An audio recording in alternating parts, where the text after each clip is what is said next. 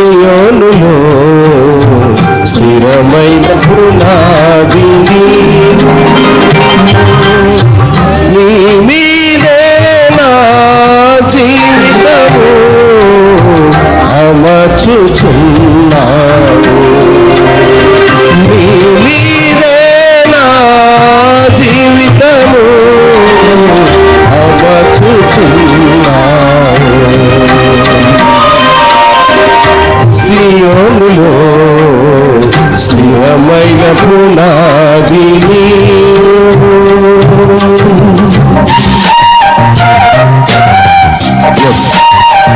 సియోనులో స్థిరమైన పునాది ఆయన పరిశుద్ధ పర్వతాల మీద వేయబడి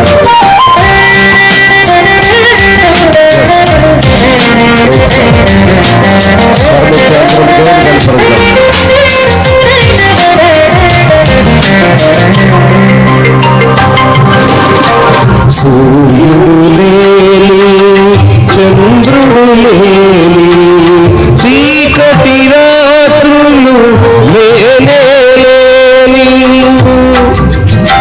సూర్యుడు లేని చంద్రుడు లేని చీకటి రాత్రులు లేని ఆ దివ్య నగరిలో కాంతులను విరచిందెదవా నా యేసయ్యా ఆ దివ్య నగరిలో కాంతులను విరచిందెదవా నా యేసయ్యా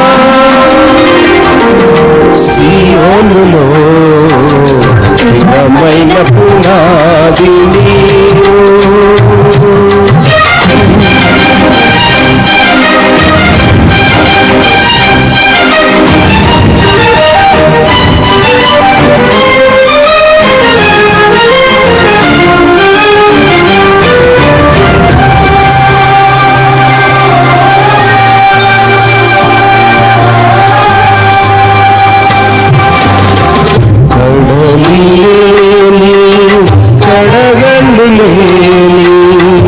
కల్లోల స్థితిగతులు వరికే రాని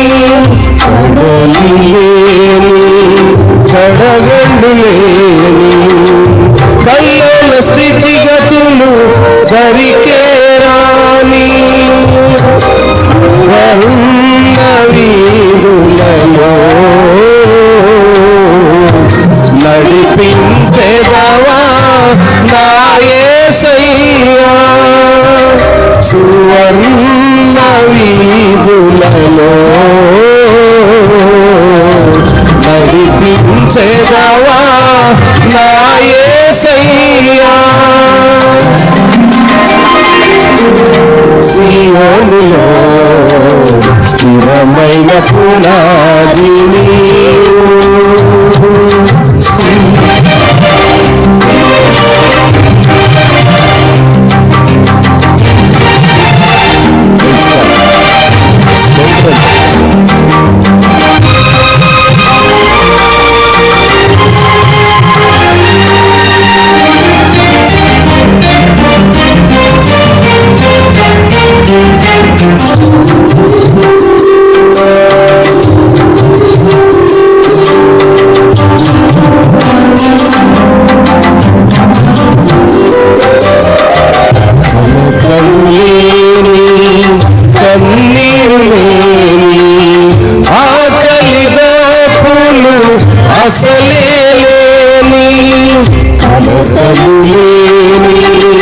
కన్నీరు లేని ఆకలి దప్పులు అసలే లేని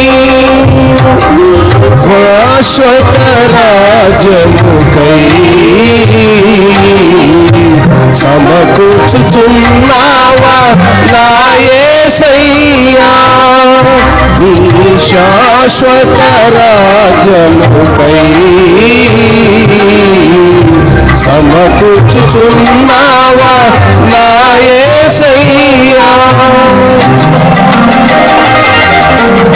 సియోనులో స్థిరమైన పునాది నీవు సియోనులో స్థిరమైన పునాది నీవు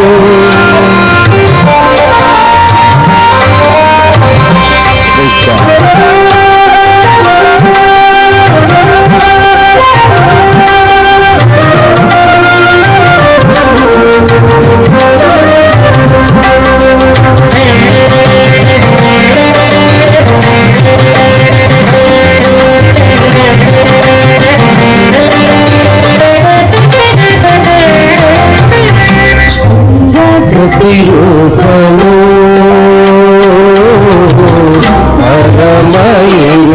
పరమయేరూషలేము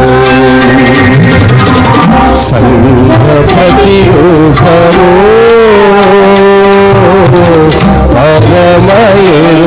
పరమయేరూషలేము సౌందర్య సియోనులో నీ మనోహరమైన ముఖము దర్శింతును సౌందర్య సియోనులో నీ మనోహరమైన ముఖము దర్శింతును నీతోనే నివాసము నిత్యము ఆనందమే నీతోనే నివాసము నిత్యము ఆనందమే సియోనులో స్థిరమైన పునాది నీవు సియోనులో స్థిరమైన పునాది నీవు నీవే నా జీవితము అమర్చుచున్నావు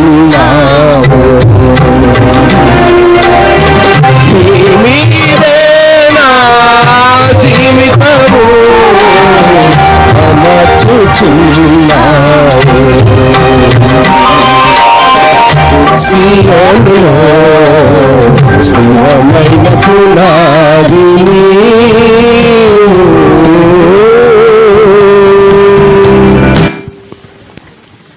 మంచిది. దేవుని ఉన్నత నామములో దేవుని స్తుతించి గణపరిచి ఆయన యొక్క కృపకు పాత్రులుగా ఉండేటువంటి గొప్ప ధన్యతలో ఈనాటి పునరుద్ధాన దిన ఆరాధనకు చేరొచ్చిన మీకందరికీ ప్రభు పేరిట వందనాలు శుభాలు తెలియజేస్తున్నాను.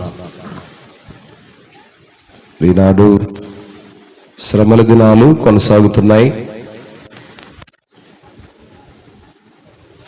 అన్ని సంఘాల్లోనూ చాలా భక్తి శ్రద్ధలతో కూడినటువంటి ప్రార్థనలు జరుగుతున్నాయి. ఆ మాదిరిగానే దేవుడు ఈ సంవత్సరము మన గ్రామములు కూడా ఒక ఉన్నతమైన ఉపదేశమును బోధించి మరి 40 దినముల ఈ యొక్క మరి శిలువ ధ్యానాలు కొనసాగుతున్నాయి. కొంతమంది పాల్గొంటున్నారు, మరి కొంతమంది సాయంకాలం గనక సమీపించలేకపోతున్నారు. ప్రత్యేకంగా దేవుని యొక్క ఆ ప్రసన్నత, ఆ మహిమ, ఆ ప్రభావమును అందరూ అనుభవించాలనే ఈ 40 దినాలు ఈ సంవత్సరము ప్రారంభించడం జరిగింది. శిలువ ధ్యానాలు అనేవి యేసుప్రభు వారు గడిచిన వారములు కూడా ప్రస్తావించాను. ఈరోజు ఆయన ఉపవాసం ఉండలేదు, ఈ సంవత్సరం ఆయన ఉండలేదు. ప్రతి సంవత్సరం ఈ రీతిగా జ్ఞాపకం చేసుకుంటూ ఆ గుడ్ ఫ్రైడే రోజు, ఆ ఈస్టర్ రోజు కాకుండా 40 దినాలు దేవునికి సమీపంగా ఉండాలి, అది ఒక్కరుగా కాకుండా సంఘమంతగా ఉండాలనేటువంటి ఉద్దేశంతో ఏర్పాటు చేయడం జరిగింది. కనుక చాలామంది రాలేకపోతున్నారు. సంఘ సహవాసం చాలా అవసరం, సంఘ స్నేహము చాలా అవసరం. పరిశుద్ధుల గుంపులో ఉండటము చాలా అవసరం. కొంతమంది మనసులో అనుకుని ఉండాలి, ఇక్కడ కూర్చున్న పరిశుద్ధులు కూడా ఉండరా, భక్తి పరులు ఉండరా, నీతి పరులు ఉండరా? ఎవరండి? ఎవరు భక్తిపరుడు, ఎవడు నీతిపరుడు? ఎవరిని తీర్పు తీర్చుటకు మనం అర్హులము కాదు. కాబట్టి ఒకరిని గురించి మనం ఆలోచన చేయక మనలో ఆ భక్తి జీవితం ఉందో లేదో గమనించుకుంటూ దేవుని సన్నిధికి రావాలి. ప్రతి దినము ఒక యవనస్తుడు, యవనురాలు, లేకపోతే ఒక దైవజనుడి ద్వారానో మన యొక్క క్రమం కొనసాగుతుంది. చాలామంది యవన బిడ్డలు ముందుకు వచ్చి దేవుని మాటలు, దేవుడు వారికి ప్రేరేపించిన మాటలను వారు మాట్లాడుతున్నారు. ఇంకా మనల్ని అనేక మంది ఉన్నారు. అందరికీ చెప్తున్నాను, అందరు కూడా సిద్ధపడండి. ప్రతి ఒక్కరు కూడా దేవుడు ప్రతి ఒక్కడు మనకు కొన్ని తలాంతులు ఇచ్చుంటాడు. ఆ వరాలను దేవుడు ఇచ్చినటువంటి పాడే వరము, చదివే వరము, బోధించే వరము, వాద్యములు వాయించే విధం, ఇలాగా అనేక విధమైనటువంటి వరాలు అందరము కలిగిన వారమే. గనుక ప్రతి ఒక్కరు కూడా దేవుడు మీకు ఇచ్చిన తలాంతును ఈ శిలువ ధ్యానములలో మరి యొక్క 40 దినాలు మరి అందరూ కూడా ఉపయోగించుకోవాలని దేవుడు అట్టి మనస్సును, అట్టి నిగ్రతను, అట్టి జ్ఞానమును ప్రతి ఒక్కరికి దయచేయునుగాక. మంచిది, వాక్యంలోనికి వెళదాం. ఈనాటి మన వర్తమానము 87వ కీర్తన, సామ్ చాప్టర్ 87 verse 1 to 7. 7 వాక్యాలు మాత్రమే కలిగినటువంటి వర్తమానమును కోరాహు కుమారులు రాసినటువంటి కీర్తనగా మనం దీన్ని చెప్పుకోవచ్చు. అయితే వీరు రాసినటువంటి ఈ కీర్తనలో క్లుప్తమైన అంశం ఏంటంటే, సియోనులో నివాసము అది ఆశీర్వాదకరము అనేది ఈ యొక్క భాగము యొక్క మూలవాక్యం. సియోనులో నివాసము. సియోనులో నివాసము అనే మాటకు అర్థం ఏంటంటే, సియోను అనే మాటను చాలా మార్లు చెప్పాను. సియోన్ అంటే అర్థం ఏంటి చెప్పాలి మా గట్టిగా చెప్పండి, పర్వాలేదు. సియోను అనే మాటకు అర్థం ఏంటంటే దేవుడు నివసించు స్థలము, అది ఉన్నతమైన స్థలము, అది మహిమ కలిగిన స్థలము అనే అర్థాన్ని తెలియజేస్తుంది. సియోనులో నివాసము ఆశీర్వాదము, ఇది నాటి అంశము. ఈ 87వ కీర్తన మూలవాక్యం. ఏ విధముగా ఎలా అనేది ఒక 2-3 మాటలు మాత్రమే ఇందులో మనం ధ్యానం చేసుకుని ముగింపులోనికి రావడానికి ప్రయత్నం చేద్దాం. మొదటి మాటను మనము గమనించినప్పుడు, ఆయన పట్టణపు పునాది పరిశుద్ధ పర్వతముల మీద వేయబడి ఉన్నది, యాకోబు నివాసములన్నిటికంటేను సియోను గుమ్మములు యెహోవాకు ప్రియములై ఉన్నవి. స్తోత్రం. సియోను గుమ్మములు అనే మాటకు అర్థం ఏంటంటే దేవుని మందిరము, దేవుడు నివసించు స్థలము. ఇప్పుడు మనమున్న స్థలమే సియోను గుమ్మములు. స్తోత్రం. సియోను గుమ్మములలో మనం ఉన్నాం. సియోను గుమ్మములు ఎలా ఉన్నాయంట? యాకోబు నివాసముల కంటే రమ్యమైనవి గాను, అందమైనవి గాను, సుందరమైనవి గాను, ఆశ్చర్యకరమైనవి గాను ఉన్నాయని కోరాహు కుమారులు దేవుని యొక్క కృపను పొందినవారుగా ఈ మాటలను పలుకుతున్నారు. On the holy mount stand the city he founded, the Lord loves the gates of Zion more than all the dwelling places of Jacob. యాకోబు నివాసముల కంటే కూడా సుందరమైనటువంటి, రమ్యమైనటువంటి, ఆశీర్వాదకరమైనటువంటి స్థలం ఏంటంటే సియోను గుమ్మములు. ఈ సియోను గుమ్మములను గురించి మనము తెలుసుకున్నప్పుడు, ఈ సియోను గుమ్మములు ఏమైనాయంటే 3వ వాక్యములు చూస్తాం. సియోను గుమ్మములు ఏంటంటే, దేవుని పట్టణమా, మనుషులు నిన్ను గూర్చి మిక్కిలి గొప్ప సంగతులు చెప్పుకొందురు. సియోను గుమ్మం ఏంటంటే దేవుడు నివసించే పట్టణము, స్థలము, నివాసము. Glorious things of you are spoken O city of God. దేవుని పట్టణము, సియోను నివాసము, దేవుని పట్టణము, దేవుడు ఆ నివసించు స్థలము, రమ్యమైనది, ఆస్వాదకరమైనది. ఆ నివాస గుమ్మములు ఎంతో ప్రియమైనవి అంటాడు, ప్రియమైనవి. మరి ఆ మాటను మనము గమనిస్తే కీర్తనల గ్రంథము 78వ కీర్తన, కీర్తనల గ్రంథము 78వ కీర్తన 78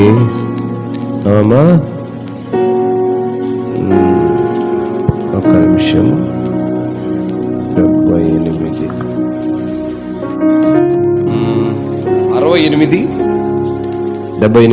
68వ వాక్యం. 78 కీర్తన. యూదా గోత్రమును తాను ప్రేమించిన సియోను పర్వతమును ఆయన కోరుకొనెను. తాను అంతరిక్షమును కట్టునట్లు, తాను భూమిని నిత్యముగా స్థాపించినట్లు ఆయన తన పరిశుద్ధ మందిరమును కట్టించెను. సియోను నివాసము దేవుని మందిరం. సియోను నివాసము ఆయన ప్రేమించినటువంటి, ఆయన యూదా గోత్రము తాను ప్రేమించిన సియోను పర్వతమును ఆయన కోరుకున్నటువంటిది. అందుకనే తాను అంతరిక్షమును కట్టినట్లు, తాను భూమిని కూడా నిత్యముగా స్థాపించినట్లు ఆయన తన పరిశుద్ధ మందిరమును కట్టుకున్నాడు. ఆ పరిశుద్ధ మందిరము సియోను యొక్క ప్రియమైనటువంటి, రమ్యమైనటువంటి స్థలము. ఆ మాటలో చాలా ఉన్నతమైనటువంటి ఆశీర్వాదాలు కనపడుతుంటాయి. ఆ మాటలో చాలా విలువైనటువంటి దీవెనలు కనపడుతుంటాయి. 3వ మాటలు మనం చూసినప్పుడు ఏమంటున్నాడు 3లో? దేవుని పట్టణమా, మనుషులు నిన్ను గూర్చి మిక్కిలి గొప్ప సంగతులు చెప్పుకుందరు. ఈ మాటను గురించి చాలా లోతుగా దేవుని పట్టణము అది ఎలా ఉంటుంది అనే విషయాలను మనం చూస్తే ఐజయా చాప్టర్ 60 verse 1, యెషయా గ్రంథము 60వ అధ్యాయం 1వ మాట. నీకు వెలుగు వచ్చినది, లెమ్ము తేజరిల్లుము, యెహోవా మహిమ నీ మీద ఉదయించును. చూడుము, భూమిని చీకటి కమ్ముచున్నది, కటిక చీకటి జనములను కమ్ముచున్నది. యెహోవా నీ మీద ఉదయించుచున్నాడు, ఆయన మహిమ నీ మీద కనబడుచున్నది. సియోనులో దేవుని మహిమను చూస్తాము, దేవుని మహిమను పొందుకుంటాము. ఆ తేజస్సు మన మీద ఆ ప్రవాహముగా, ఆ మహిమ మన మీద ప్రవాహముగా కుమ్మరించుచున్నది. దేవుని యొక్క మహిమ, దేవుని యొక్క ప్రభావము, ఆ తేజరిల్లే అనుభవము సియోనులో మనము చూస్తాం. ఇంకా అక్కడ 4వ మాటలు కూడా చూస్తే 60, కన్నులెత్తి చూడము, మీరందరూ కూడుకొని నీ యొద్దకు వచ్చుచున్నారు, నీ కుమారులు దూరం నుండి వచ్చుచున్నారు, నీ కుమారులు చంకనెత్తబడి వచ్చుచున్నారు. స్తోత్రం. ఏమండి, ఎలా ఉన్నారు? దేవుని సన్నిధిలో ఐసయ్య అడుగుతున్నాడు, అయ్యా నీ ఒక్కసారి కన్నులెత్తి చూడు, నీ పిల్లలు ఎలా కూడుకొని ఉన్నారు, వాళ్ళందరూ ఏ రీతిగా నీ దగ్గరకు వస్తున్నారు, ఎంత దూరం నుంచి, ఎంత దూర ప్రాంతం నుంచి చిన్న బిడ్డలు ఎత్తుకొని, చంటి బిడ్డలు ఎత్తుకొని, గర్భిణీ స్త్రీలు గాను, వృద్ధులు గాను, యవనులు గాను, నడుప్రాయాలు గాను, వారి వారి ఆరోగ్య స్థితి సహకరించకపోయినా నీ సన్నిధికి వారు వస్తూ ఉన్నారు. గనుక నీవు కనులెత్తి వారి వైపు చూడు. సియోనులో నివసించు పిల్లల వైపు ఆయన కనుదృష్టి ఉంటుంది. స్తోత్రం. ఇది ఆయన దేవుని పట్టణము. ఏమండి, ఈ మందిరము దేవుని పట్టణము. ఈ మందిరము ప్రియమైనది, ఆయన నివసించు స్థలము రమ్యమైనది. ఎంత గొప్ప ఆశీర్వాదాలు మనం పొందుకుంటున్నామంటే, చాలా మంది సూక్ష్మమైనటువంటి దాన్ని చాలా పెద్దది చేసుకుంటుంటారు. కొన్నిసార్లు ముళ్ళు ఉంటుంది కదా, ముళ్ళు కాలిలో ఇరిగారు అనుకోండి, దాన్ని సమయానికి చూసుకోకుండా, సమయానికి తీసుకోకుండా మాడైన తర్వాత దాన్ని పిన్నిసులు పెట్టి, దారాలు పెట్టి, పుల్లలు పెట్టి గెలుగుతుంటారు. లాస్ట్కి దాని పరిస్థితి తెలిసిన పరిమాణం కాలు తీసేయడమే పరిమాణం. సూక్ష్మమైన పనిని చాలా సూక్ష్మమైనది గాను, తేలికైనది గాను చేయవలసిన పనిని అలక్ష్యము చేసినప్పుడు, నిర్లక్ష్యం చేసినప్పుడు అది తీసివేయబడేది గాను, నరికివేయబడేది గాను ఉంటుంది. దేవుని సన్నిధి కూడా చాలా సూక్ష్మమైనది. ఆ సూక్ష్మమైన దేవుని సన్నిధికి నడిచి కొంత సమయం గడపడానికి మనస్సు లేని మనుషుల యొక్క స్థితి ఎలా ఉంటుందంటే, మానైన తర్వాత ఆ ముళ్ళు ఆ గాయమయ్యి అది చీము పట్టి అది లాస్ట్ డాక్టర్ల చేతి కూడా మించిపోయి చివరికి అది నరికివేయబడే స్థితికి వస్తుంది. ఈరోజు క్రైస్తవుల యొక్క స్థితి అలాగే ఉంది. మన యొక్క కాళ్ళల్లో, చేతుల్లో చిన్న గాయం ఉంది. ఆ గాయాన్ని లెక్క చేయక పెద్ద మాను చేసుకొని చివరకు నరికివేయే స్థితికి వెళ్తూ ఉన్నారు. కనుక నా ప్రియ దేవుని సంగమా, వాక్యము చాలా చక్కగా ఉంటుంది. 5వ వాక్యం చూడండి, ఐజయా. నీవు చూచి ప్రకాశింతువు, నీ గుండె కొట్టుకొనుచు ఉప్పొంగును, సముద్ర వ్యాపారము నీ వైపు త్రిప్పబడును, జనముల ఐశ్వర్యము నీ యొద్దకు వస్తూ ఉన్నది. ఇక్కడ 12వ వాక్యంలో కూడా మనం గమనిస్తే, నిన్ను సేవింపనొల్లని జనమైనను రాజ్యమైన నిలవదు, అట్టి జనములు నిర్మూలము చేయబడదు. జనములంటే ఎవరండి? మా ఆలకించాలి. జనములంటే ఎవరు? చెప్పాలి. జనములంటే ఏది? నోరు తెరవరు ఏంటారు నాయన. అంతేగా, దానికేం ప్రత్యేక అర్థమే లేదు. హిబ్రూ భాషలో చెప్పలేదు, గ్రీకులో చదవలేదు నేను. జనములంటే మనమేగా, ప్రజలే జనములు. జనములు అనగా ప్రజల గురించి చెప్తున్నారు. ఎవరైతే ఆయన దగ్గరికి రారో వారేమవుతారట? నిర్మూలం చేయబడతారు. నిర్మూలం అంటే తుడిచివేయడము, తీసివేయడము, చంపివేయడము, మరణమైపోవడము. అది నిర్మూలం అనే మాటకు అర్థం.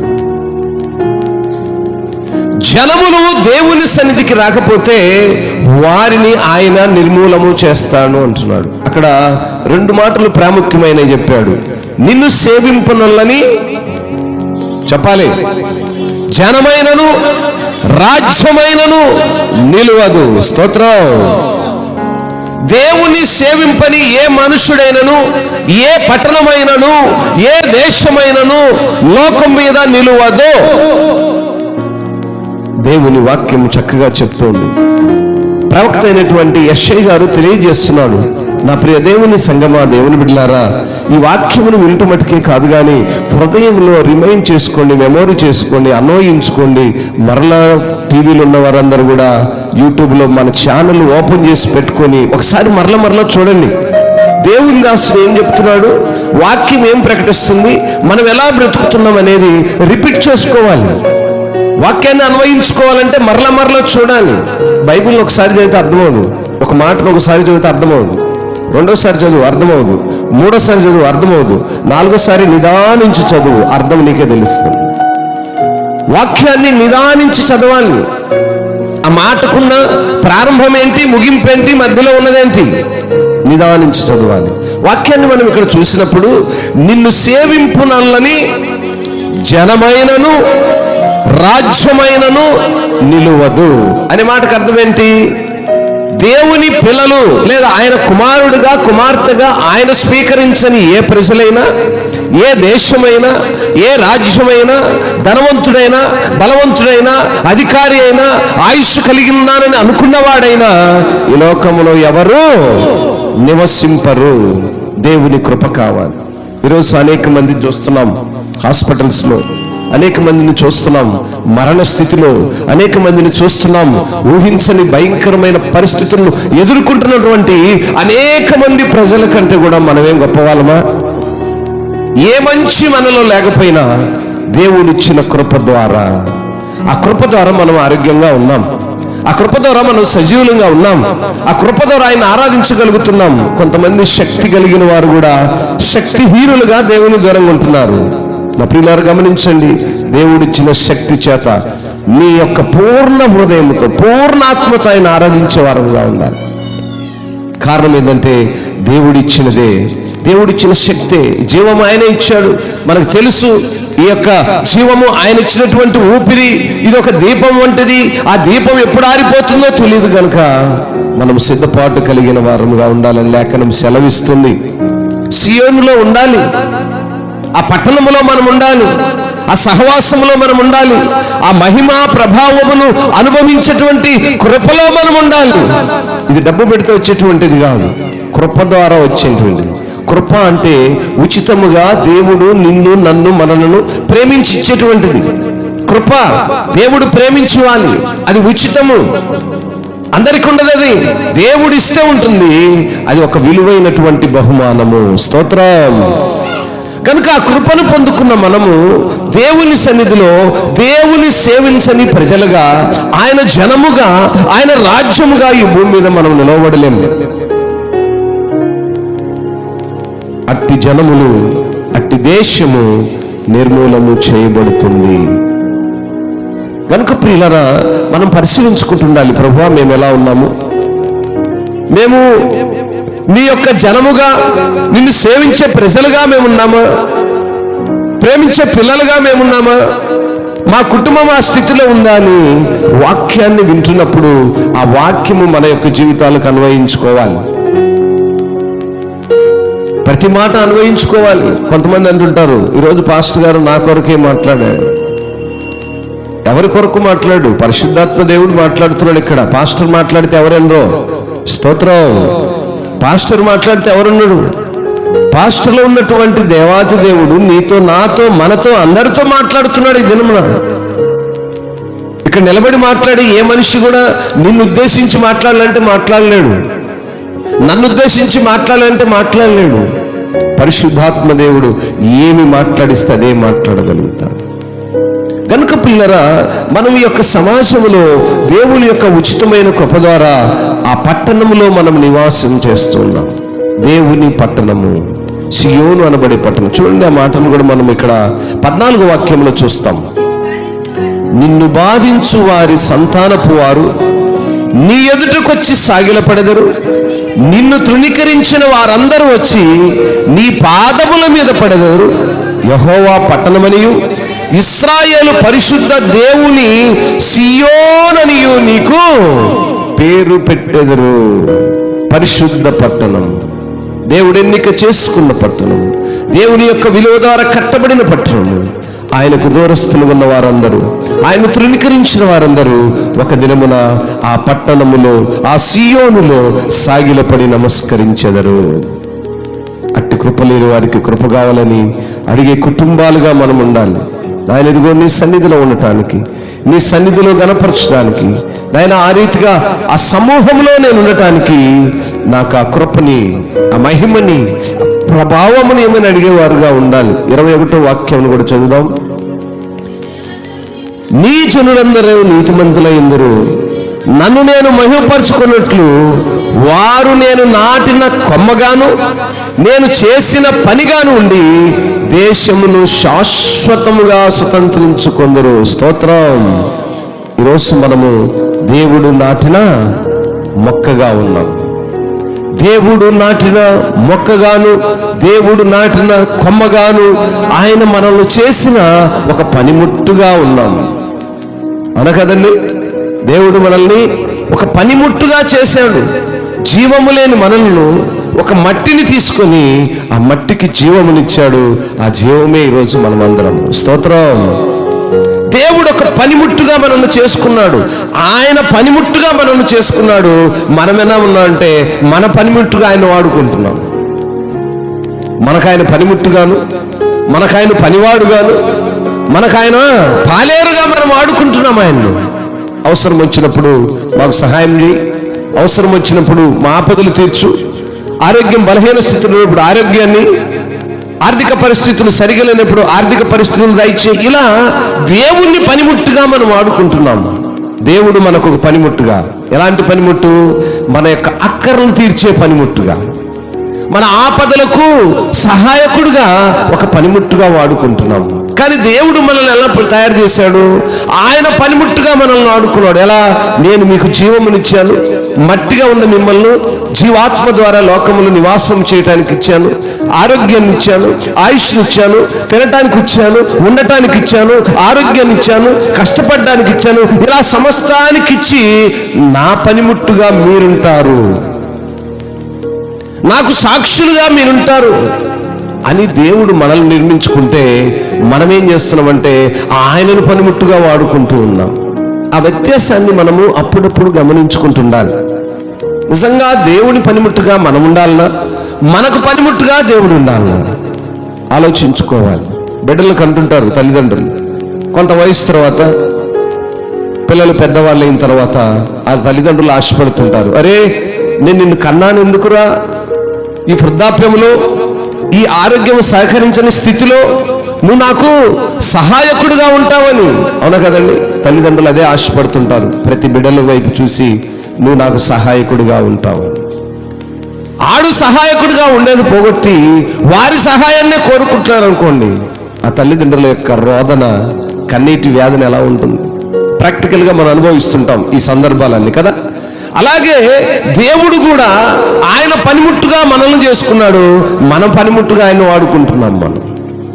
ఇప్పుడు ఆయన బాధపడటంలో తప్పులేదు, చింతించటంలో తప్పులేదు, రోధించటంలో ఏమాత్రమూ తప్పులేదు. దేవునికి మనము రోధిస్తే పరిస్థితి చేస్తున్నామట. దేవునికి మనము మన యొక్క ఇష్టానుసారమైన జీవితాలను బట్టి దేవునికి నమ్మకమైన పిల్లలుగా మనం ఉండలేకపోతా ఉన్నాం. కనుక నా ప్రియ దేవుని సంగమా, వాక్యము ఇక్కడ చక్కగా చెప్తున్న మాటలు ఏంటంటే, దేవుని పట్టణమా, మనుషులు నిన్ను గూర్చి మిక్కిలి గొప్ప సంగతులు చెప్పుకొందురు. ఎవరిని గూర్చండి? దేవుని గూర్చి, దేవుని పట్టణమైన సియోను గూర్చి గొప్ప సంగతులు చెప్పుకుంటున్నారు. మనం పాడుకున్న కీర్తన కూడా, సియోనులో నీవు స్థిరమైన నివాసం. ఆ స్థిరమైన నివాసములో మనం ఉంటున్నాం. ఇది త్రొట్టిల్లేది కాదు, అటు ఇటు తప్పిపోయేది కాదు, అవసరాన్ని బట్టి మారేది కాదు, పరిస్థితులను బట్టి మార్చివేసేది కాదు. స్థిరమైన పునాది. స్తోత్రం. ఈ స్థిరమైన పునాదిలో ఉంటున్న మనము దేవునికి ఇష్టముగా ఆయన యొక్క ఆ నివాసములు ఎంతో ప్రియమైనవిగా ఎంచుతూ ఆయన సన్నిధానంలో ఉండాలని ఆ లేఖనాలు మనల్ని హెచ్చరిస్తున్నాయి. గడిచిన వారం మనము చదివిన అధ్యాయంలో ఒక శ్రేష్టమైన మాటను మనము చూడగలుగుతాం. చూడండి, 86వ కీర్తన 11వ వాక్యం. యెహోవా, నేను నీ సత్యమును అనుసరించి నడుచుకున్నట్లు నీ మార్గమును నాకు బోధింపుము. ఎప్పుడు ఈ మాటను క్రైస్తవ పిల్లలు జ్ఞాపకం చేసుకోవాలి. ఆ మాటను అండర్లైన్ చేసుకోండి, ఆ మాటను రిపీట్ చేసుకుంటుండండి. ప్రతి దినము ప్రతి క్షణము కూడా క్రైస్తవులైన పిల్లలు ఏం చేయాలంటే ఆ మాటను రిపీట్ చేసుకుంటుండాలి. దేవా, నేను సత్యమును అనుసరించి నడుచుకోవడానికి నీ మార్గాన్ని నాకు నేర్పింపు. తల్లిదండ్రులు నేర్పారు ఈ మార్గం, దేవుడు మాత్రమే నేర్పిస్తాడు. తల్లిదండ్రులు ఏం నేర్పిస్తారంటే ఆపదకు అక్కరకు ఎలా మనము మెల్ట్ అయిపోవాలి, ఏ సమయంలో బెండ్ అవ్వాలి, ఏ సమయంలో ఎదురు తిరగాలి, ఏ సమయంలో సమాజంలో ఉన్నటువంటి మరి ఆ సింహముల వలె గర్జించేటువంటి మనుషులపై ఎలా మనం తిరగబడాలని నేర్పిస్తారు. అవునండి, అదే నేర్పిస్తారు. కానీ దేవుడు ఏమంటున్నాడంటే, నేను నీ సత్యం నడుచుకున్నట్లు నీ మార్గాన్ని నాకు బోధింపమని దావీదు గారు ప్రార్థన చేస్తున్నారు. ఎంత ఉన్నతమైన మాట అంటే అది. నిజంగా ఆ దావీదు గారి ప్రతి మాటను చదువుతున్నప్పుడు మనసులో ఒక ఉన్నతమైన సంతోషం, ఆ ఉన్నతమైన ఆనందం, అట్టి కృపలో మనం ఉంటున్నామని ఎల్లప్పుడూ ప్రశ్నించుకునేటువంటి ఒక మంచి వర్తమానం ఉంటుంది, బోధ ఉంటుంది, ఉపదేశం ఉంటుంది. అక్కడ ఆ మాటను చెప్తూ, నీ నామమునకు భయపడినట్లు నా హృదయమునకు ఏకదృష్టి కలుగజేయి. స్తోత్రం. అన్ని నామముల కన్నా పైనామము యేసు నామము.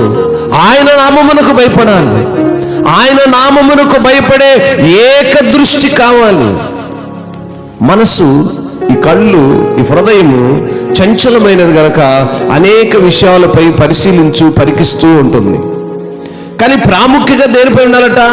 దేవునిపై ఏకదృష్టి కావాలి, ఏకదృష్టి కలిగి. అందుకే ప్రార్థనలో చాలా చక్కగా ఉంటాడు, నీ నామానికి భయపడి నా హృదయమునకు ఏకదృష్టి కలుగ చేయి. ఇంకంటే ఇంకా దాన్ని 10 మార్లు పలకలా, 10 రకాలుగా పలకలేదు. ఒకే మాట, ఒకే మాట, ఒకే తలంపు, ఒకే హృదయం, ఒకే మనసు. అది కూడా ఎలా ఉండాలంటాడు? పూర్ణ హృదయముతో నిన్ను స్తుతించి నీ నామమును నిత్యము మహిమపరిచే అనుభవాన్ని కావాలని కోరుకుంటాడు.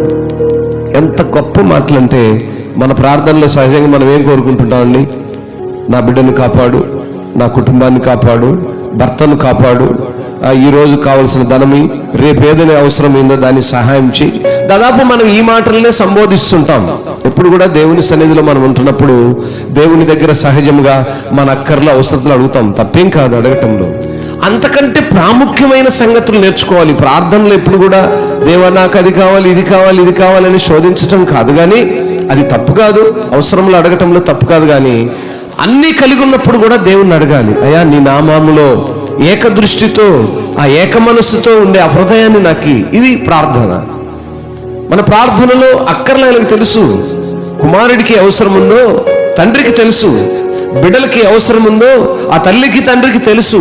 ఆ రీతిగా ఆయన పిల్లలమైన మనకు ఏ అవసరం ఉందో ఆయనకు తెలుసు. అందుకంటాడు, నీకు ఏ సమయంలో ఏది అవసరం అది ఆ సమయమునకు నేను అందిస్తానంటాడు. కాబట్టి సమయములో మనం ఏ అక్కర్లో ఉన్నామో, ఏ ఆపదలమో తీర్చగలిగిన దేవుడు. ఆయనకు సమస్తం ఎరిగి ఉన్నాడు కనుక. కాతే మన అవసరతలో పాటుగా ఆయన నామమును హెచ్చించాలి. అన్ని నామముల కన్నా ఆయన నామము పైనామము, పైన ఆ నామాన్ని హెచ్చించాలి, ఆయన అడగగలగాలి. అందుకే ఆడ చాలా ఉన్నతమైనగా, నీ సత్యము, నీ మార్గము, నా హృదయము ఏకదృష్టితో నీకు భయపడేటట్లుగా నాకు నేర్పించు. ప్రార్థనలు అది అడగాలి. ప్రభువా సత్యంతో నడవాలి, నా హృదయం నీ వైపే ఉండేటట్టుగా ఏకదృష్టిని దయచేయి, మంచి మార్గంలో నడపడానికి బోధించు, నేర్పించు, ఉపదేశించమని అడగాలి. అవి మన పిల్లలకు నేర్పించుకోవాలి. మన పిల్లలకి అవి నేర్పించుకునే అనుభవంలోనికి వెళ్ళగలిగితేనే ఆయన యొక్క ఆ మహిమ ప్రభావమును మనము చూడగలుగుతాం. సియోనులో మనము నివసిస్తున్నాము గనుక ఆ నివాసములు ఎంత రమ్యమైనయో, ఆ నివాసంలో ఉన్నటువంటి ఆ ఉన్నతమైన ప్రజల యొక్క జాబితా ఉంటుంది. ఈ చివరి మాట చాలా విలువైన మాట, జాగ్రత్తగా గుర్తుపెట్టుకోండి. లోకములో అనేక మంది ప్రజలున్నారు, ప్రజల సంఖ్య ఉంటుంది. ఈరోజు మన యొక్క గవర్నమెంట్లో ఈ జంగంరెడ్డిపల్లిలో ఎంతమంది ప్రజలున్నారు, మార్కాపురం పట్టణంలో ఎంతమంది ప్రజలున్నారు, ఆంధ్రప్రదేశ్ అంతలో ఎంతమంది ప్రజలు, ఇట్లా జనాభా లెక్క అనేది ఉంటుంది. సియోనులో నివసించే ప్రజల లెక్క కూడా ఉంటుందంట. స్తోత్రం. నా మాట అర్థమైంది అనుకుంటున్నాను. దేవుని సన్నిధిలో నివసించే ప్రజల యొక్క లెక్క జాబితా ఇది సపరేట్ గా ఉంటుంది. ఆ జాబితాలో మనం ఉన్నామో లేదో. అందుకే 6వ వాక్యములు ఈ మాటను అంటాడు, యెహోవా జనముల సంఖ్య వ్రాయించినప్పుడు ఈ జనము అక్కడ జన్మించనని సెలవిచ్చను.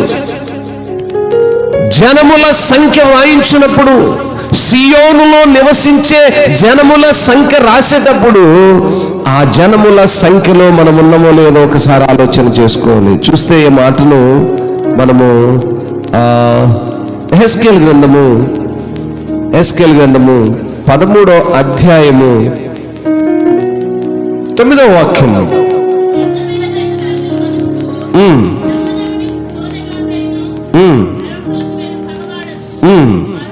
వారు నా జనుల సభలోనికి రారు, ఇశ్రాయేలు సంఖ్యలో చేరిన వారు కాకపోదురు, వారు ఇశ్రాయేలు దేశములోనికి తిరిగి రారు, అప్పుడు నేను ప్రభు అయిన యెహోవానని మీరు తెలుసుకొందురు. దేశంలో ఉన్నటువంటి అనేక మంది వక్తల యొక్క ఉపదేశాలు వింటున్నటువంటి ప్రజలు చాలా జాగ్రత్తగా ఉండాలి. వ్యర్థమైన దర్శనములు కనేటువంటి బోధలు లోకంలో ఉన్నాయి. దర్శనాలు అంటారు. చాలా మంది మన సంఘానికి వస్తుంటారు, వింటుంటారు, నాకు ఫోన్లు చేస్తుంటారు. ఎవరెవరో ఎక్కడి నుంచో వస్తారు, పిలుపు ఉండదు. ఏంటి అని అంటే, పాస్టర్ గారు ఈరోజు ఈ గ్రామంపై మాకు దర్శనం వచ్చింది, మేము బోధించడానికి వచ్చాము, మేము అది చేయడానికి వచ్చాము, ఇది చేయడానికి అని వస్తూ ఉంటారు. కొన్ని వ్యర్థమైన దర్శనాలను కనపరుస్తూ నమ్మకము లేని శోధగాండ్రులైనటువంటి దేవుని సేవకులు ఈ లోకంలో బయలుదేరుతూ ఉంటారు. వారిని జాగ్రత్తగా కనిపెట్టి వారు నా జనుల సభలోనికి రారు అంటారు. వ్యర్థమైన బోధ బోధించేవారు, ఈ యొక్క కపట బోధ బోధించేవారు, అల్లరితో కూడినటువంటి బోధ బోధించేవారి యొక్క ఉపదేశము దేవుడు తన యొక్క సంఖ్యలో లెక్కలోనికి తీసుకోడట. అంటే ఇశ్రాయేలులో వ్యర్థమైన ఆరాధన చేసేవారు కూడా ఉంటారు, వారు నా జనముల సంఖ్యలోనికి లెక్కింపులోనికి రాడంటాడు. కాబట్టి వ్యర్థమైన ప్రార్థన, వ్యర్థమైన బోధలు, వ్యర్థమైన తలంపులు కలిగిన వారు ఇశ్రాయేలు ప్రజల సంఖ్యలోనికి రారు అంటాడు. ఈరోజు సియోనులో నివసిస్తున్న మనము ఆ రమ్యమైనటువంటి, సుందరమైనటువంటి, ప్రియమైనటువంటి ఆ మందిరావరణలో నివసిస్తున్న మనము ఆయన పిల్లలుగా ఉంటున్నప్పుడు ఆ వ్యర్థమైన జాబితాలో మనం ఉండక, వ్యర్థమైన బోధను ఆలకించే వారముగా ఉండక, దేవుని చిత్తములో, దేవునికి ఇష్టమైన ఇశ్రాయేలు జన సమూహములో ఆ సంఖ్యలో మనమున్నామా? ఆ సంఖ్యలో మన పేరు లిఖించబడిందా? మనం అన్ని గమనిస్తుంటాం. ఆధార్లో ఈరోజు పేరు లేకపోతే ఏ దానికి పనికిరాదు, ఓటర్ కార్డు లేకపోతే ఓటేయని పనికిరాదు. ఇలా అనేకమైనటువంటి సంగతులు మనం ఎప్పుడు పరిశీలించుకుంటుంటాం, పరీక్షించుకుంటాం. ఈరోజు నా పేరు ఎక్కడుంది, ఏ గ్రామంలో, ఏ పట్టణంలో, ఏ ఉద్దేశంలో, లేదా ఏ బ్యాంకులో నేను వెళ్తే, ఏ గ్రూపులో నేనున్నాను. స్త్రీలకు గ్రూపులు ఉన్నాయి చాలా చక్కగా. మరి గవర్నమెంట్ వారు స్త్రీలకు కొంత వెసులుబాటులు ఇచ్చినటువంటి గ్రూపులు, ఆ గ్రూపులో నువ్వు ఏ గ్రూపులో ఉన్నావో టెస్ట్ చేసుకుంటూ ఆ గ్రూపును వెంబడిస్తూ ఉంటారు. ఆ రీతిగా ఇశ్రాయేలు అనబడేటువంటి ఒక గ్రూప్ ఉంది, ఒక సంఖ్య ఉంది, ఒక జనం ఉన్నారు. ఆ జనం ఎవరంటే దేవుని పిల్లలు. వారు సియోనులో నివసించేవారు. ఆ సియోనులో నివసించే ఆ ఇశ్రాయేలు జన సమూహముల సంఖ్యలో మనమున్నామా? ఆ జాబితాలో మనం ఉన్నామా? ఇశ్రాయేలు యొక్క జన సమూహము, ఇశ్రాయేలుల దేశములో ఆయన ఇష్టలైన పిల్లలు నివసించే ఆ యొక్క సంఖ్యలో, ఆ జనాభాలో, ఆ జన సమూహములో మనమున్నామా అని పరిశీలించుకోమని లేఖనాలు సెలవిస్తున్నాయి. గనుక నా ప్రియ దేవుని సంగమా, మనం ఏ సంఖ్యలో ఉన్నాము? ఆయన పట్టణపు పునాది పరిశుద్ధ పర్వతముల మీద వేయబడి ఉన్నది. యాకోబు నివాసముల కంటే సియోను గుమ్మములు దేవునికి ఇష్టమైనవి. ప్రియమైనవి అంటే ఇష్టమైనవి. దేవునికి ఇష్టమైనది ఏంటంటే దేవుని పిల్లలు నివసించే స్థలం. దేవుని పిల్లలు నివసించే స్థలమే దేవుని మందిరం. కాబట్టి ఆ సహవాసంలో ఉన్న మనము, ఆ గుమ్మములో నివసిస్తున్న మనము, దేవుని పట్టణమా అని పిలువబడుతున్నటువంటి ఆ సహవాసంలో ఉన్న మనము దేవునికి ఇష్టమైన కార్యములు చేయొచ్చు. దేవుని చిత్తమునకు లోబడుతూ ఆ సమూహంలోను, ఆ గుంపులోను, ఆ సహవాసంలోను మనం ఉన్నట్లయితే దేవుని యొక్క మహిమను, దేవుని ప్రభావమును అనుభవిస్తాం. అట్టి అనుభవంలోనికి మనం వెళ్ళాలంటే దేవుని సహవాసములో ఉండాలి. లేని సమూహమును, లేని ప్రజలను ఆయన అన్నాడు కదా, ఏమన్నాడు ఆ మాటలో? 60 యెషయా గ్రంథము 60వ అధ్యాయము అక్కడేమన్నాడు? 21 18వ వాక్యం చదివాం కదా. జన సమూహములలో ఆయన సంఖ్యను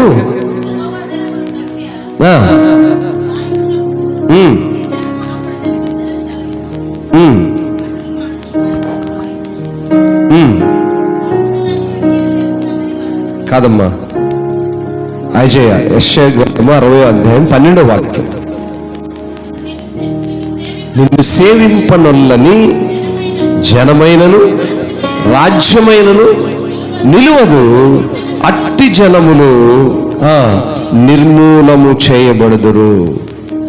గనక ఈరోజు పరిశీలించుకోవాలి. నిర్మూలము చేయబడే పట్టణంలో ఉన్నామా? నిర్మూలము చేయబడేటువంటి సహవాసములో ఉన్నామా? నిర్మూలము చేయబడేటువంటి ఆ విధానములో మనం ఉన్నామా? మన యొక్క ఆత్మీయ జీవితం ఎలా ఉంది? దేవుని దృష్టికి అనానుకూలంగా ఉందా? దేవునికి ఇష్టమైన ఆ సమూహంలో ఉన్నామా? దేవునికి ఇష్టమైనటువంటి ఇశ్రాయేలు ప్రజల యొక్క ఆ జన సంఖ్యలో మనం ఉన్నామా అని ఈరోజు వాక్యము సెలవిస్తుంది. కొరాహు కుమారులు ప్రార్థిస్తున్నారు, దావీదు గారు ప్రార్థిస్తున్నాడు, అయ్యా నేను నీ సన్నిధిలో సత్యమును నేర్చుకున్నట్లు ఏక హృదయముతో, ఏక దృష్టితో, ఏక మనస్సుతో నిన్ను ఆరాధించేటువంటి ఆ మహిమను నాకు దయచేయి, ఆ హృదయ స్పందన నాకు దయచేయమని ఏ రీతిగా అడిగాడో ఆ రీతిగా మనం అడగగలిగితే మన కుటుంబాలు, దీవించబడతాయి. మనము ఆశీర్వాదకరంగా ఉంటాము, దేవునికి ఇష్టమైన పిల్లలుగా ఉంటాము. దేవుడి మాటలు దీవించి ఆశీర్వదించును గాక. ప్రార్థన చేద్దాం. అందరము లేచి నిలబడి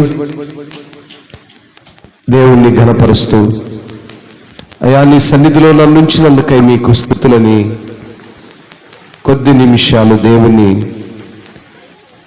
ఆయన అన్ని నామములో కంటే పైనామము, అది హెచ్చైన నామము, ఆ నామాన్ని కొనియాడదాం, ఆ నామాన్ని గణపరుద్దాం, ఆ నామమునకే స్తుతి మహిమ చెల్లించుకుందాం. ఆ నామమును మనము ఎరిగిన వారముగా ఉండాలి. లోకములో అనేక నామములు ఉంటాయి. నామము అనే మాటకు అర్థం ఏంటంటే పేరు. ఆ పేరుకి అర్థం ఏంటంటే అనేక దేవతల పేర్లు ఉన్నాయి భూమిపైన. అటన్నింటికంటే కూడా పైనున్న నామము అని మనం ఎరిగిన వారంగా ఉండాలి. అందరము కళ్ళు మూసి, ప్రభువా నీ సన్నిధానంలో మేము ఉన్నప్పుడు నాయనా ఇదిగో నిన్ను గణపరుస్తున్నప్పుడు మా యొక్క ఉన్నతమైన స్థితి ఏంటి ఒకసారి రోజు మనసారా హృదయపూర్వకంగా దేవుని గణపరుద్దామా? అందరము కళ్ళు మూసి, నాయనా నీ సన్నిధానంలో ఉన్నాము, మమ్మల్ని జ్ఞాపకం చేసుకో అని చెప్పని ఒక్కసారి ప్రైజ్ గాడ్, ప్రైజ్ గాడ్. నామముల కన్న పైనామము యేసుని నామము. కళ్ళు మూసి, కళ్ళు మూసి, నువ్వు మాలు పలుకుతున్న ప్రతి మాట నీ హృదయంలో అది పనిచేయాలి. అది ఒక ఔషధం వల్లే పనిచేయాలి.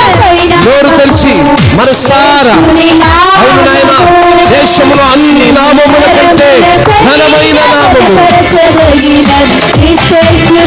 ప్రతి ఒక్క నోరు తెరవాలి. యేసు నామము. ప్రతి ఒక్కరు జయం జయము యేసు నామము, జయం జయము సాతాను శక్తులు లయం లయము. హల్లెలూయా హోసన్నా, హల్లెలూయా హల్లెలూయా హల్లెలూయా హోసన్నా, హల్లెలూయా హల్లెలూయా. అన్ని నామముల కన్నటువంటి భయమున్నటువంటి నామము, ఘనమైన నామము, తరతరములకు లెక్కింపబడినటువంటి నామము. క్రీస్తు యేసుని నామము, జీసస్ క్రైస్ట్ నామము, ఆల్మైటీ నామము. స్తోత్రం.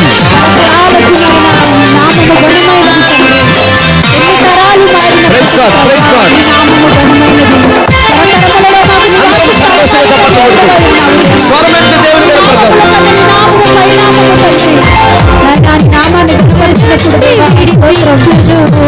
యేసుని నామము పాపముల నుండి విడిపించును. యేసుని నామము నిత్య నరకాగ్నిలో నుండి రక్షించును. యేసు నామము నిత్య నరకాగ్నిలో నుండి రక్షించును. యేసు నామము. ప్రతి ఒక్కరు యేసు నామము, యేసు నామము జయము కలిగిన నామము, సాతాను శక్తులను లయపరిచే నామము. యేసు నామము జయము కలిగే నామము, సాతాను శక్తులను లయపరిచేటువంటి నామము. హల్లెలూయా, స్తోత్రం స్తోత్రం స్తోత్రం. హల్లెలూయా హోసన్నా, హల్లెలూయా హల్లెలూయా. అన్ని నామముల కన్న పైనామము యేసుని నామము, ఎన్ని కరములకైన ఘనపరచదగిన యేసు నామము. అన్ని నామముల కంటే ఘనమైన నామము, సాతానుపై అధికారము ఇచ్చినటువంటి నామము, అది శక్తి కలిగిన నామము, శత్రువును జయించుటకు.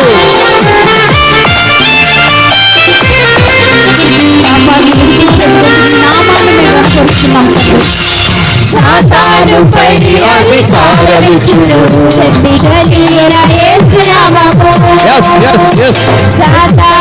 సాతానుపై అధికారం ఇచ్చినటువంటి శక్తి కలిగినది యేసు అనే నామము.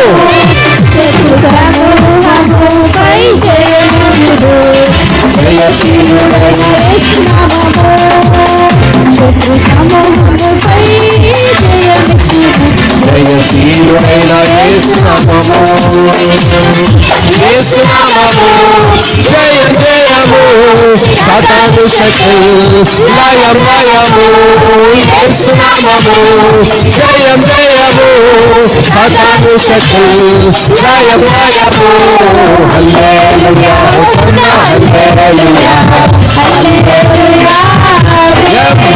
ఆమేన్ ఆమేన్ ఆమేన్.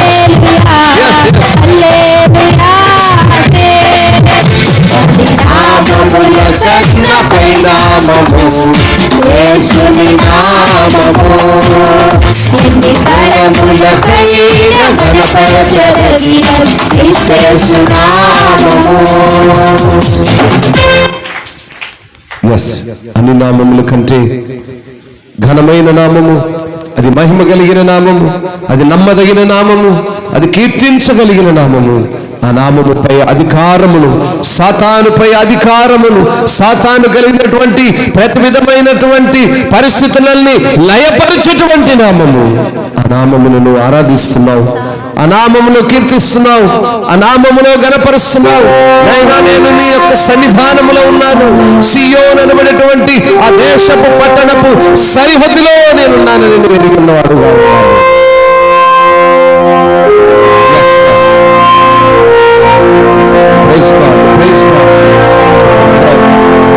అందరూ కూడా సంతోషంగా దేవుని నామాన్ని గణపరిచే అనుభవంలో ఉందాం.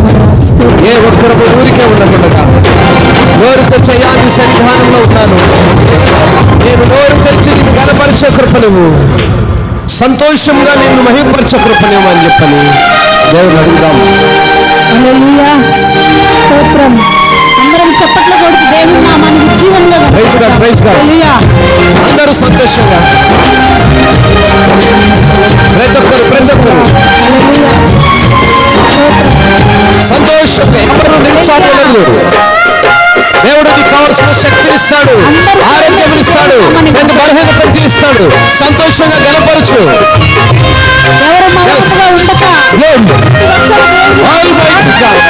Holy Spirit. Yes, yes. Yes, yes. Praise God, praise God. స్తుతించు. నేనెల్లప్పుడూ యెహోవాను సన్నిధించెదను. సంతోషంగా ప్రతి ఒక్కరు నోరు తెరిచి నేనెల్లప్పుడూ యెహోవాను సన్నిధించెదను. నిత్యము ఆయన కీర్తి ఆరాధనుండును. అంతా నా మేలుకే ఆరాధన యేసుకే, అంతా నా మంచికే తన చిత్తములకు. ఎస్ ఎస్ ఆయన చిత్తానికి నెరవేర్చగలిగితే అంతా మన మంచిగా జరుగుతుంది. ఆరాధన ఆత్మకు స్తుతించడం మానుకోకు, ఆరాధించడం మానకు. అవునైనా మేము ఆరాధిస్తున్నాం, మేము స్తుతిస్తున్నాం, మేము నిన్ను గణపరుస్తున్నామయ్యా. ఎస్ ఎస్ ఆరాధించు. సమస్తము మన వేలికే సమకూర్చి జరుగుతున్నాయని లేఖనాలు సెలవిస్తున్నాయి. అవునైనా సమస్తమును సమకూర్చి జరిగించగల దేవుడు వెనుకనే మిమ్మల్ని ఆరాధిస్తున్నాం. ఎస్ ఆరాధించు. స్తోత్రం. Praise God, praise God. Almighty God. స్తోత్రం. Praise God.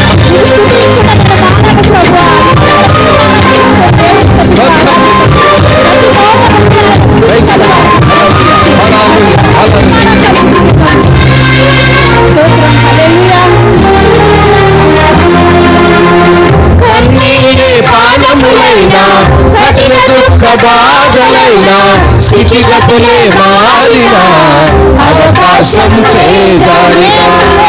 అవును నాయన, కన్నీళ్లు మాకు నాయన దాహముగా ఉన్నప్పటికీ, కఠినమైన బాధలు ఎదురైనప్పటికీ, కఠినమైన స్థితిలో మేము ఉన్నప్పటికీ, అవకాశము చేజారిపోయిన స్థితిలో ఉన్నప్పటికీ అవకాశం చేజారిన మారదు యేసు ప్రేమ నిత్యుడైన తండ్రి. ఆల్మైటీ గాడ్, yes yes, నిత్యుడగు తండ్రి ప్రేమ మారదు యేసు ప్రేమ, నిత్యుడగు తండ్రి ప్రేమ మారదు యేసు ప్రేమ, నిత్యుడగు తండ్రి ప్రేమ.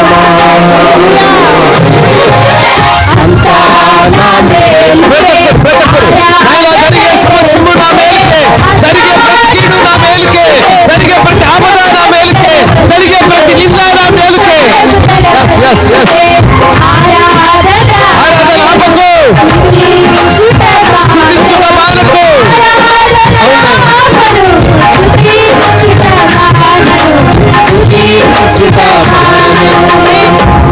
అవునైనా సమస్తము నా మేలుకే నాయనా.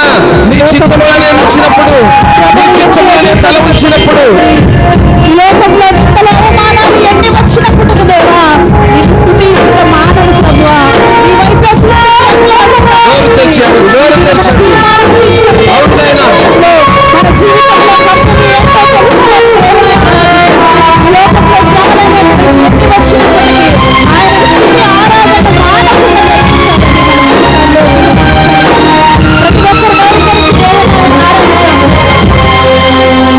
ఆస్తులన్నీ కోల్పోయినా, కన్నవాళ్ళు కనుమరుగైనా, ఊపిరే బరువైనా, గుండెలే పగిలినా. అవునైనా నాకున్న సమస్తాన్ని కోల్పోయినప్పటికీ,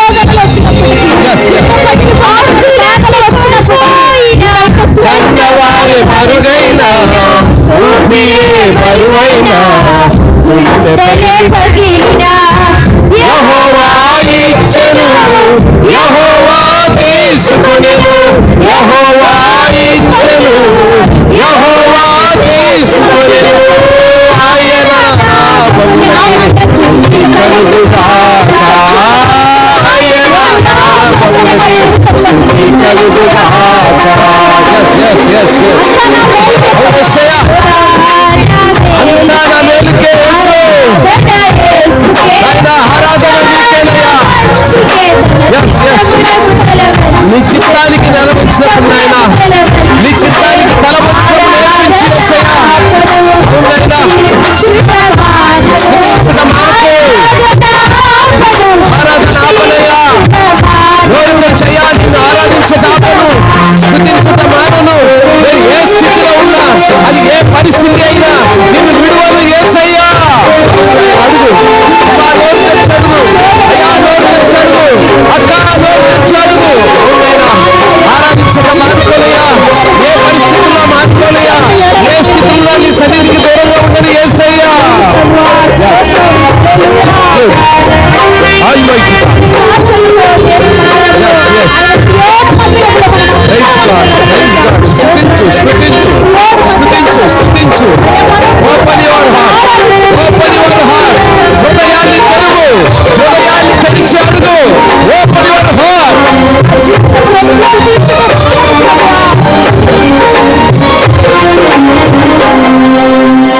అవమానం ఎంతైనా నా వారే కాదన్నా, నీవు తప్ప ఎవరున్నారు ఆకాశమందున.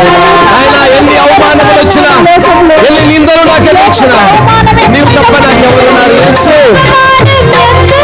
Yes. అవునయ్యా,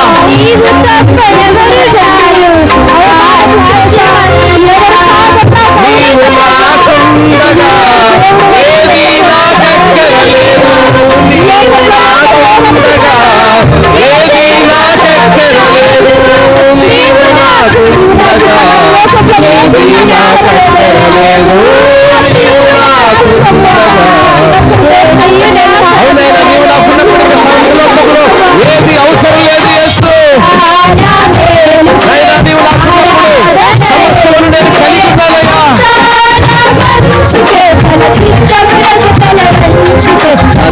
చిత్తములకు తల వంచితే ఆరాధనార్పణము స్తుతించుట మానెను ఆరాధనార్పణము స్తుతించుట మానెను స్తుతించుట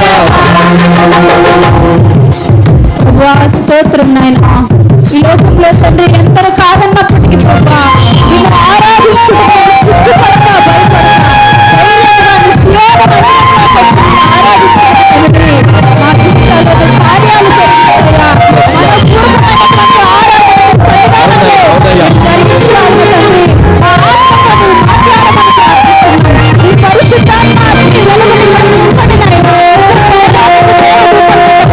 ఆత్మను మాట్లాడమని ప్రార్థిస్తున్నాను.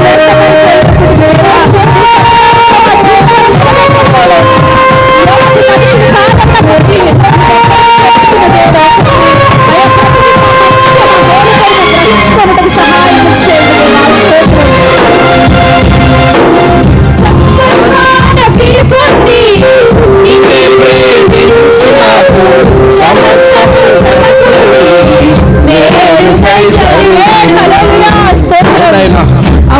సంకల్పంలో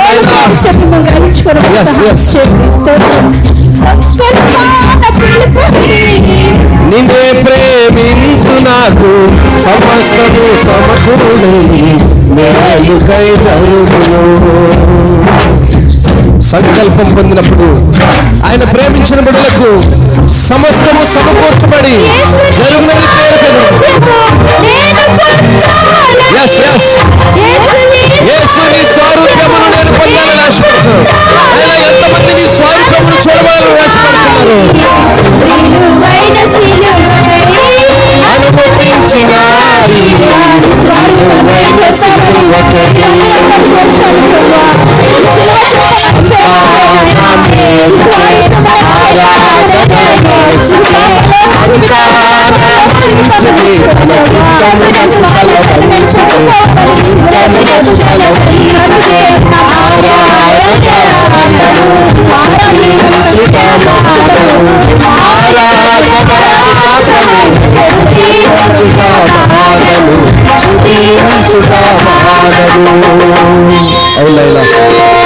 ఆరాధించడం మానవు, స్తుతించడం మానవు. ఏ పరిస్థితులు ఎదురైనప్పటికీ నాయనా నిన్ను విడువను యేసు. అవునైనా మాకున్న ఈ నిరీక్షణ, మాకున్న ఈ విశ్వాసం ఆయన భక్తుల ద్వారా మేము నేర్చుకున్న పాఠములు మా జీవితంలో నెరవేర్చబడాలి యేసు.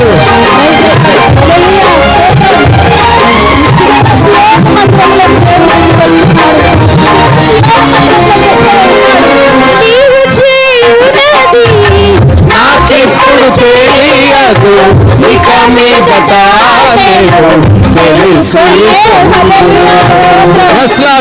ఇప్పుడు ఉన్నటువంటి స్థితిలో మేము ఎరుగని స్థితిలో ఉన్నప్పుడు నాకెప్పుడు తెలియదు ఇక మీదట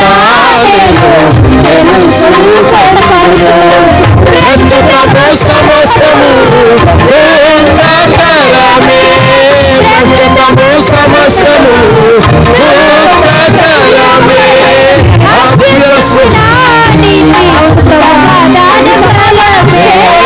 ఆదేశించిన అందరూ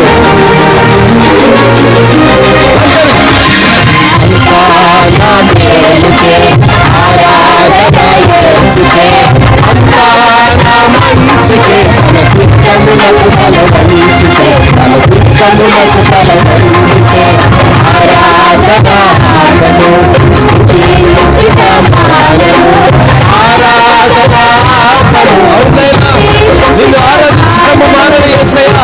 సమస్తము సమకూర్చి జరుగుతున్నది దేవా. సమస్తము నీ ద్వారా జరుగుతున్నది యేసు. సమస్తము నీ చిత్తములో ఉన్నది యేసయ్య. జరుగునది ప్రతిదీ నా మంచికే యేసయ్య. అది మేలైనను కీడైనను మంచి అని ఎంచుకున్నావు యేసయ్య. Holy Almighty God, Holy Spirit, praise God. Open your heart, open your heart, open your heart.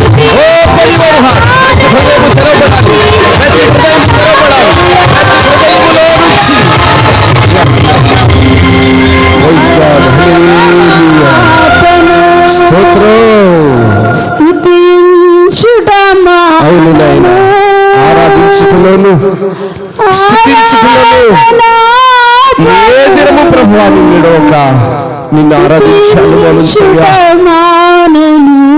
అవును నాయన, నోరు తెరచి హృదయపూర్వకముగా మనపూర్వకముగా నిన్ను ఆరాధించిన బిడ్డలను జ్ఞాపకం చేస్తున్నాయా.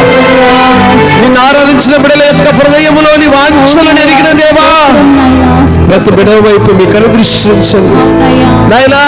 సమస్తము మేలు కొరకే సమకూర్చి జరిగించబడుతున్నాయని సెలవిచ్చిన నీ వాక్యానుసారం నమ్ముతున్నామయ్యా. మేము నిన్ను ఆరాధించాము నాయనా. సియోనులో నీకు సమాధానము, సియోనులో ఆ పరిశుద్ధుల సహవాసములు ఎంతో ప్రియములు అన్నావు నాయనా. అతి ప్రియమైన సహవాసములు మమ్మల్ని ఇచ్చినందుకు స్తోత్రం.